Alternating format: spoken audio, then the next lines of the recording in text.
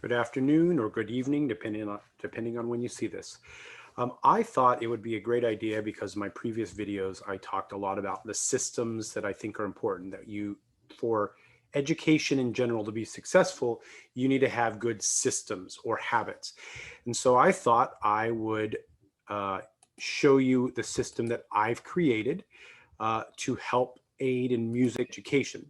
So basically, this is a website that I use for my band, but I want to draw your attention to this top three things: level one, level two, level three. So this is my sequential curriculum, and I want to kind of lay it out and help you kind of show you how the right sequencing of things, uh, the focus on building a habit, I think could be applicable to all other subject areas. And my hope during this video is as I go through this and talk through this, I will be able to connect, like, hey, in an English class, you might try this, or at a math class, you might try this. But my underlying system is all about habit development. I have this phrase, which again, you've seen it in all the videos: consistent effort over time equals success. And that is rooted in consistent habits, right? We will be the sum total of our habits when we are older, good or bad, right? So learning in the education system, focusing on habit development, routines, etc.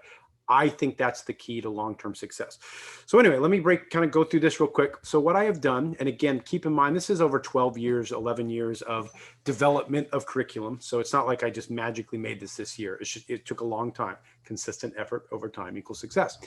Anyway, so this is my level one.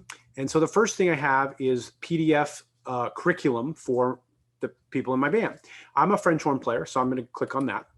And everything they need for level one is right here. Okay, so it starts literally from the beginning note, first 5 notes, exercise 1. I have all these little variations.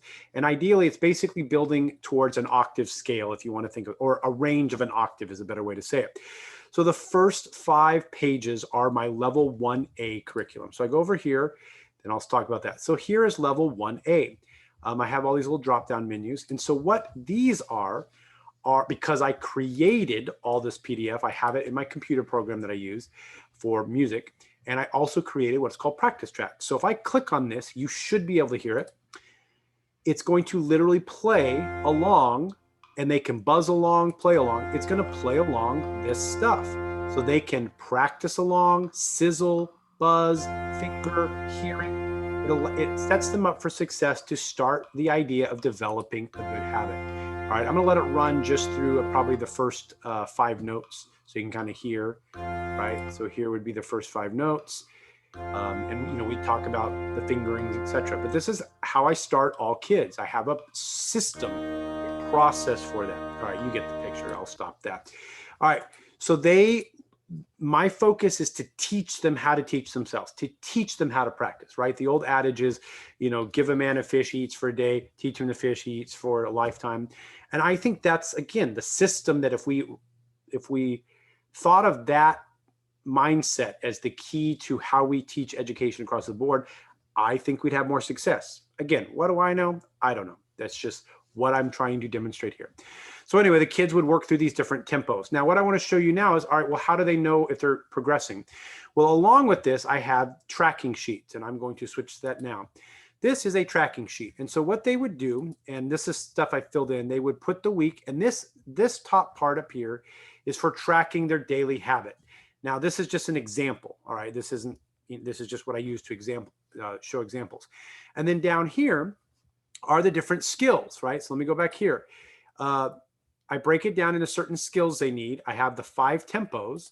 So basically they are able to, as they work through it, they're able to kind of self-assess if they check it off. And if you guys do proficiency grading, well, you can also, and that's what we do. Now I'm going to make another video about proficiency grading and benefits, disadvantages, in my opinion.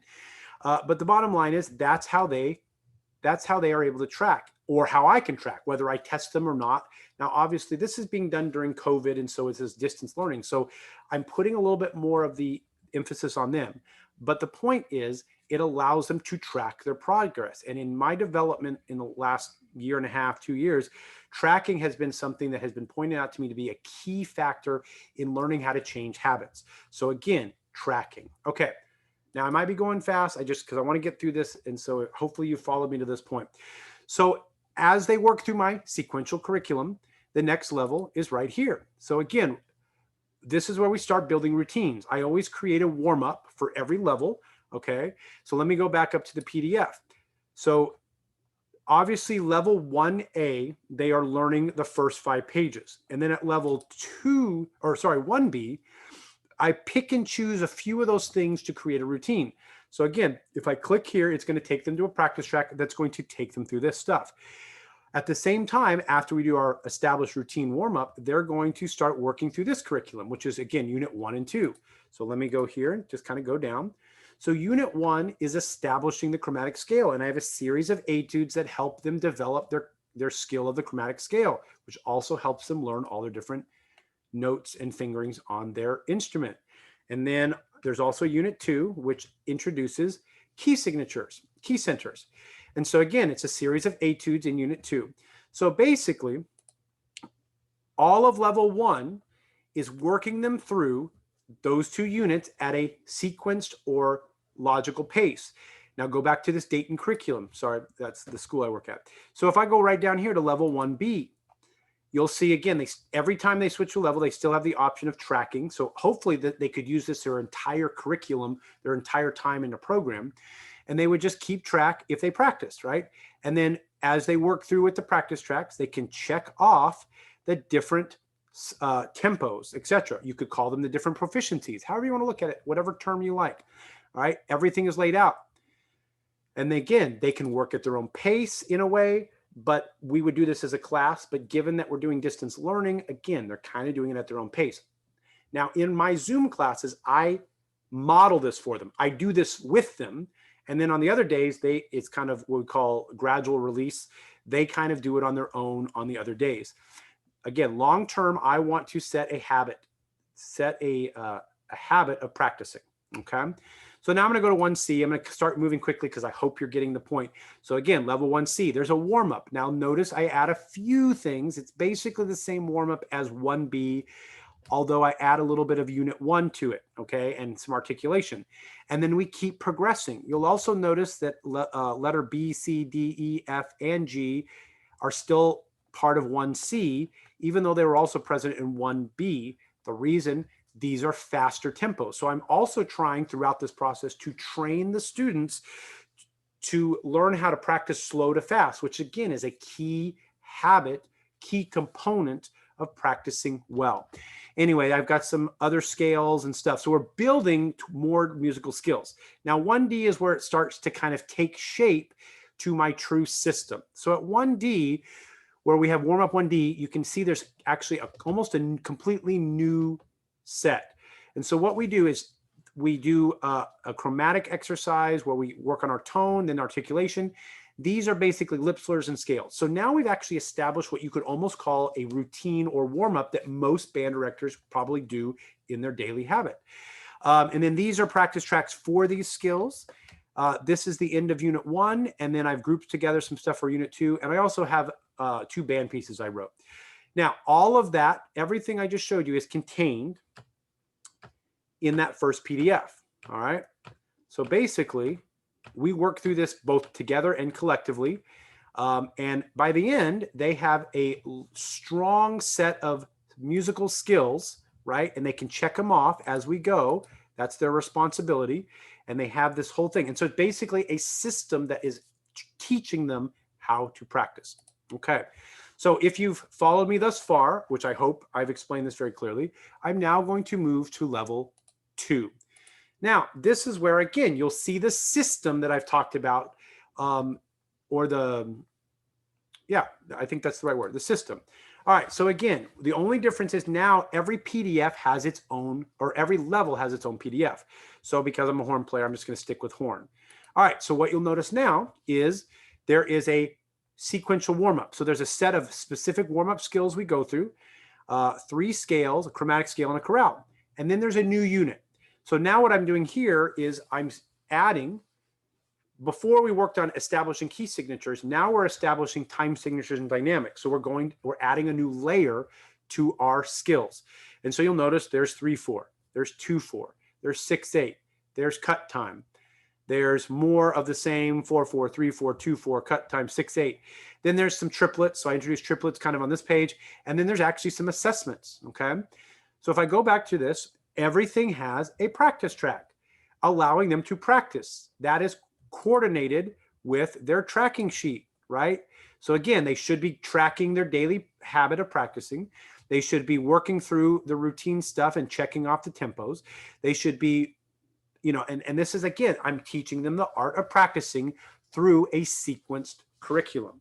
Now I'll pause here and not talk music for a sec. I'll just talk any other subject. I think or believe that it is quite possible to create something similar to this for all subject matters. Math would probably be the easiest example, where you just have a series of, worksheets or skill exercises or whatever, and it's, they could track it, and then the kids could literally see what they need to accomplish. And it's the consistent effort, right? So effort is really what matters. This is teaching them or training them, whatever word you want to use, to be better students through the power of habit. Okay, so back to the music. Level 2A, 3/4 A2, 2/4 A2. So again, all of these are practice tracks, just like before. And then at this point, I do add one new level. I also have a solo that they are able to work on. So let me go back to the curriculum. So every instrument at the end of their packet has a sequential solo, a solo that they can perform. There's a piano accompanimental track, etc. So if they work on that, once I click here, now this is the horn one. So if I click here, it's going to literally take me, I think you should be able to hear this. I'm not going to let it play for very long, but it's a piano part, and then they could play along. They can practice the art of performing, even socially distanced, even online learning. So this is how I'm teaching music, given we're going online. But the cool thing is, whether we go back to in person, I can still use this resource. I can still use this as my curriculum, which I think is fantastic. So if you've followed me this far, I think I'm going to start going fast. 2B, same idea. There's a PDF that corresponds. This is the practice track for the warm-up. I will compare and contrast real quick. Here's 2A warm-up. Excuse me. I know I'm going pretty fast. All right. So just looking at that, you've got a little chromatics tone thing. You've got some lip slurs, articulation, scales. If we compare that to 2B, you'll see that the range has expanded, but we still have lip slurs, right? But we have an extra one. We have the same articulation, but it goes a little more. We have more scales. 1, 2, 3, 4, 5. We have 5 scales. The chromatic part gets a little more intricate. So what you're seeing is I'm taking the skills that they have and I'm building upon them, but I'm using the power of routine and habit to help build their skills. And this, again, to me, is the secret to success in music, but I also think it's probably the secret to success in all other subjects. All right, so again, same things. You're going to see a similar layout. There's a sequential solo. Similar layout, again, PDF. Now I'm just, like I said, I'm going to go through it quickly. More skills, same idea. They can track it on their tracking sheet, right? Here's level, this is level 2C, same idea. Everything that they need to check off is here, right? The different tempos, the different goals, kind of a little, I'm blanking on this word. What do they call this? Anyway, maybe you'll figure it out. You'll know it. Rubric. There we go. With different suggestions, different tempos. So everything is laid out so that over time they build the same habit and they are able to practice better. And over time, they will be better musicians. Okay. Now, some of these, again, I'm in the process of still creating them, but basically you can see that everything I do in this system, this curriculum, is going to be laid out in a similar format, a PDF. Okay.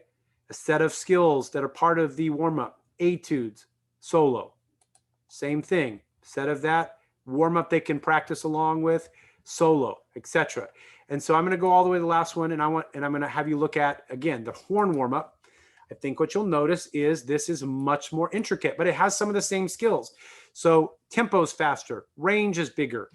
These lip slurs, now we do them twice so that they buzz and play, because that's what they should do. Let me point out for woodwinds, here's clarinet.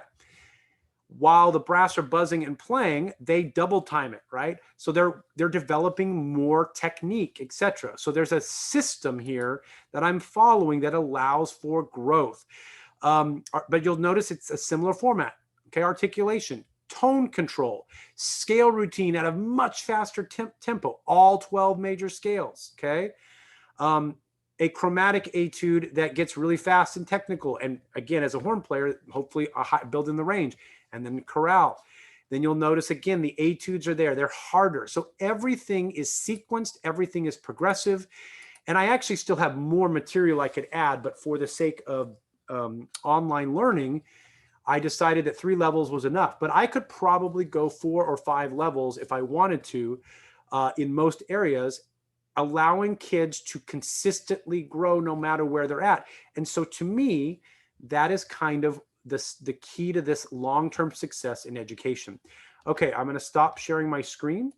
And my hope is that as I demonstrated this, you could see how this system that I've established for my music education could potentially be retooled, repurposed, imagined, but a similar process could be applied in all other subject areas. So let me I'll end with this. I'm going to use English as an example. Now, I don't know 100%, but I've talked enough to know that I think in general, most of the time in a year-long English class, they'll probably read 4 to 6 novels, depending on it. Could be more, could be less, doesn't matter. The point is, compare that to maybe a kid that literally has a habit of reading 15 pages a day or 10 pages a day, right?